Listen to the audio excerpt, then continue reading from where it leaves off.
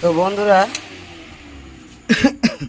মেশিনটা পুরো রেডি করে দিয়েছি। দেখতেই পাচ্ছ এখানে যে রেজিস্টার ছিল চেঞ্জ করে দিয়েছি, এবং এই রেজিস্টারটা খারাপ ছিল, এই রেজিস্টারটাও খারাপ ছিল। এটা আগে থেকেই খারাপ ছিল, কিন্তু এই ট্রানজিস্টারটা ঠিকই ছিল। ট্রানজিস্টারও চেঞ্জ করে দিয়েছি, দেখাচ্ছি। দেখতেই পাচ্ছ এই দিকে যে ট্রানজিস্টারটা রয়েছে নতুন চেঞ্জ করেছি, আর এই দিকে যে ট্রানজিস্টারটা রয়েছে নতুন এইটা নয়, কিন্তু এটা দেখতেই পাচ্ছ ধুলো ময়লা লেগে আছে। তো এটুকুই ব্যাপার, এর বিশেষ কিছু খারাপ হয় না। তো ট্রানজিস্টারটা লাগার পর যে কোয়ার্টার ওহমসের যে রেজিস্টার সেগুলাও আমি সেটিং করে দিয়েছি, এবং 0.5 ওহমসের যে রেজিস্টার হয় 5 ওহমস 5 ওয়াট সেগুলোকেও রেডি করে দিয়েছি। তো এখন অ্যাম্পলিফায়ারের সঙ্গে বোর্ডের সঙ্গে কানেকশন করে দিয়েছি এসি কর্ডটাকে। এটাই তার কানেকশন করা আছে, কারণ কর্ডটা খারাপ হয়ে গেছিলো। তো এবার লাইনটা দেখিয়ে দিই আপনাদেরকে রেডি হয়েছে কিনা। তো মাত্র দেখতেই পাচ্ছ এখানে সিরিজ লাইট স্লো হয়ে গেছে, এবং মেশিনও রেডি হয়ে গেছে। এবং এখানে একটা বুস্টিং লাগাতে হবে। তো আমার কাছে একটা ডবল বুস্টিং রয়েছে, ডবল বুস্টিংটা লাগিয়ে দেখিয়ে দিই গেন আসছে কিনা। তো ডবল বুস্টিং লাগিয়েছি, এই যে বুঝতেই পারছো। এবার শুধুমাত্র এখানকার ভোল্টেজটা একবার দেখে নিতে হবে যে কত রয়েছে। এখানে 200 মিলি ভোল্টে দিয়ে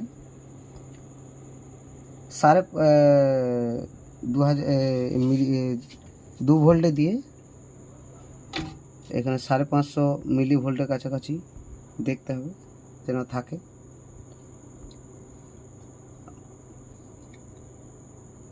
তো তাহলেই অ্যাম্পলিফায়ার জানতে হবে ঠিকঠাক রান করবে। এবং এই দিকের ভোল্টেজটা দেখে নিতে হবে, পজিটিভ ভোল্ট কত রয়েছে, নেগেটিভ ভোল্ট কত রয়েছে। তো বন্ধুরা, এটুকুই। ভিডিও ভালো লাগলে অবশ্যই লাইক শেয়ার সাবস্ক্রাইব করবে, চ্যানেলকে ফলো করবে, এবং মেশিনারি কোনো কিছু জানার থাকলে অবশ্যই কমেন্ট করবে আমাকে। ধন্যবাদ ডিপ সাউন্ডের সঙ্গে জুড়ে থাকার জন্য, অসংখ্য অসংখ্য ধন্যবাদ আপনাদেরকে। তো আমার শরীরটা একটু খারাপ, তাই গলাটাও একটু বসা বসা আছে, আর জোরে কথা বলতে পারছি না, গলায় লাগছে। ধন্যবাদ। হ্যালো বন্ধুরা, আজকে এই অ্যাম্পলিফায়ারটা রিপেয়ারিং করে দেখাবো। তো এই অ্যাম্পলিফায়ারটা আমি একটু খুলেই ফেলেছি। যাই হোক, এটা ওভারলোড সিস্টেমের মধ্যে ছিল। আমার কয়েকদিন ধরে ভিডিও দেওয়ার জন্য একটু সমস্যা আছে, আর একটা কারণ আছে। আমার এই চ্যানেলটি হ্যাক করবার চেষ্টা করছিল কিছু অসৎ ব্যক্তি। চ্যানেলটি হ্যাক হতে হতে বেঁচে গেছে এখন মোটামুটি। আমি সেটা নিয়েও একটা ভিডিও দেব, আমার কাছে কল রেকর্ড আছে। তো এটা কিভাবে রিপেয়ারিং করবেন সেটা দেখাচ্ছি। তো রিপেয়ারিং করবার আগে, মানে এই অ্যাম্পলিফায়ারে বেশিরভাগ কী হয়, এই ধরনের অ্যাম্পলিফায়ারে হয় এই সাইডে যে ট্রানজিস্টার আছে 3773, এই ট্রানজিস্টারটা ফোটে। এদিকে যে কোনো একটা হোক বা দুটো হোক, না হলে এই যে ডায়োডটা আছে এই ডায়োডটা খারাপ হয়ে যায়, আর না হলে এই যে ব্রিজ রেকটিফায়ারটা রয়েছে, এটাও একটা ডায়োড। 4টে ডায়োড মিলে একটা কানেকশন করে একটা ডায়োড, এটা বা ব্রিজ রেকটিফায়ার বলা হয়। তো এটাও খারাপ হয়। তো আজকে দেখতে হবে যে এই অ্যাম্পলিফায়ার, তবে হ্যাঁ, এই অ্যাম্পলিফায়ারে বিশেষ কিছু সমস্যা হয় না। যাদের কাছে স্ট্রেঞ্জারের 501 অ্যাম্পলিফায়ার আছে তারা বুঝিয়ে নিয়েছে যে এই অ্যাম্পলিফায়ার, বা জানেনও যে এই অ্যাম্পলিফায়ার কিন্তু খুব অত্যধিক কম খারাপ হয়। 701-এর পরিমাণে 501 কম খারাপ হয়, কারণ এতে খুব একটা বেশি লোড দেওয়া হয় না। 701-এ যা নয় তার ডবল লোড দেওয়া হয়, তার জন্য খারাপ বেশি হয়। এতে একটু কম লোড দেওয়া হয়, তার জন্য খারাপ কম হয়। তো আজকে এই অ্যাম্পলিফায়ারটি রিপেয়ারিং করে দেখাবো। তো প্রথমত কি করতে হবে, এই যে ব্রিজ রেকটিফায়ারটা আছে, এই ব্রিজ রেকটিফায়ারের যেটা নেগেটিভ পজিটিভ তার যাচ্ছে, মানে এইদিকের মাইনাস ভোল্ট এবং এইদিকে প্লাস ভোল্ট, এই যে এই তার দুটি আছে, এই যে এখানে রয়েছে লাল তার এবং এখানে রয়েছে নীল তার। এই তার দুটোকে খুলে দিয়ে দেখে নিতে হবে যে আমার একটু শরীরটা খারাপ আছে, মানে গলা বসে আছে, তার জন্য আমি একটু ইয়ের মধ্যে রয়েছে।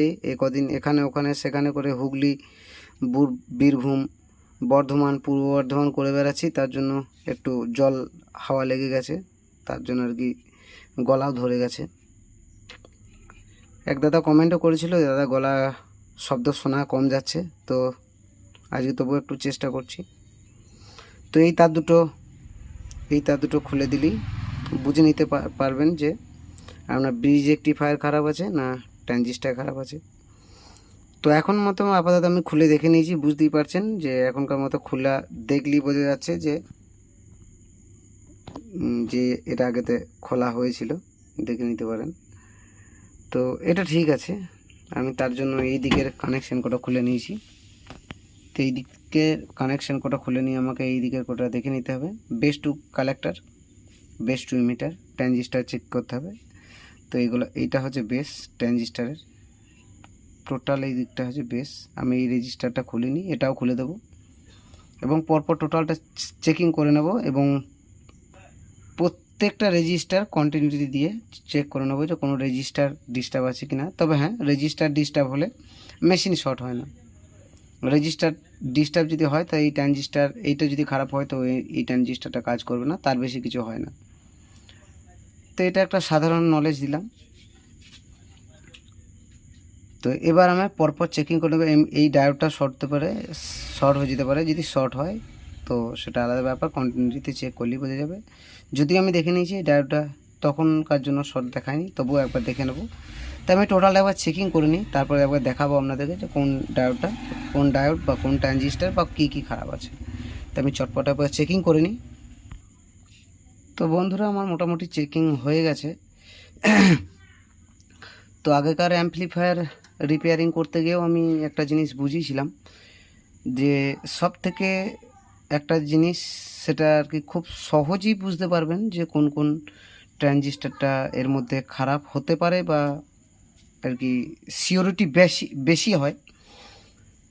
তো সেটা হলো মিটারে অ্যাক্টিভ রক, এই যে রেজিস্টারে রয়েছে, রেজিস্টারের এই যে এই পিনটা বা ডায়োডের নেগেটিভ পোলটা যেখানে লেগে রয়েছে, তো এই জায়গাতে লাগিয়ে দিয়ে যেখানে ট্রানজিস্টার ইমিটারের সঙ্গে কানেকশান গেছে, তো এখানে একটা লাগিয়ে দিলেন। প্রত্যেকটা রেজিস্টার পরপর চেক করতে থাকুন, যে রেজিস্টারের খারাপ হবে 90% চান্স যে সেই ট্রানজিস্টারটাই খারাপ হবে।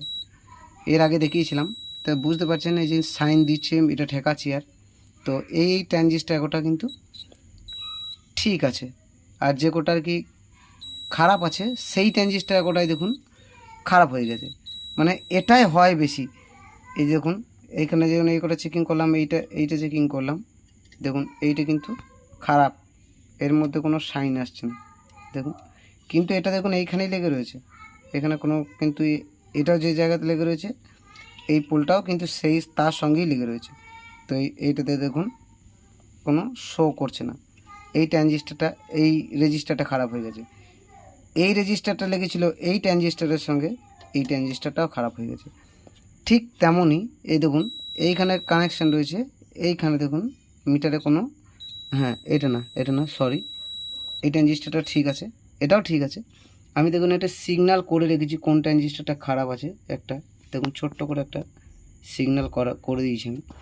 দেখুন এই রেজিস্টারটা লেগেছিল এর সঙ্গে, এই রেজিস্টারটা এর সঙ্গে লেগেছিল, এইখানে দেখুন কোনো সিগন্যাল নেই। আবার এর সঙ্গেই লেগে রয়েছে, এই যে এর সঙ্গে লেগে রয়েছে এইটাতে সিগন্যাল রয়েছে, কিন্তু এটাতে কোনো সিগন্যাল নেই। কারণ এটা খারাপ হয়ে গেছে, আর এই ট্রানজিস্টারটাও খারাপ হয়ে গেছে। তো টোটাল আমাদের এই একটা ট্রানজিস্টার খারাপ, আর রেজিস্টার খারাপ হচ্ছে এই একটা রেজিস্টার, এই যে একটা রেজিস্টার, আর এইখানে যে ছোট রেজিস্টারটা রয়েছে 4.7 ohms, এটা কিন্তু ঠিক আছে, তো চটপট আমি ট্রানজিস্টার দুটোকে চেঞ্জ করে দেবো, দিয়ে দেখবো মেশিনটা কী রেজাল্ট আসছে। তো আমি না লাগিয়ে ওটাকে সেটিং করে দিলেই, বাদ বাকি যে ট্রানজিস্টার করে রয়েছে সেটিং করে দিলেই মেশিনটা রেডি হয়ে যাবে, সেটা শিওর। কারণ এইসব মেশিনে বেশি কিছু খারাপ হয় না। আর এইটুকুর জন্য মিস্ত্রি বাড়ি যাওয়ার কোনো দরকারও হয় না। তো এই ধরনের আর কি ভিডিও বা টিপসমূলক কোনো ভিডিও চাইলে অবশ্যই আমাকে কমেন্ট করবেন, আমি ভিডিও জানিয়ে দেবো। আমি যদিও এটা দেখিয়ে দিচ্ছি, ভালো করে বানিয়ে বা রেডি করে একটু রেডি করে নিই গোটাটাকে, ট্রানজিস্টার টোটাল ফিটিং করে দিয়ে আমি এটাকে আপনাদেরকে দেখাচ্ছি। দেখুন।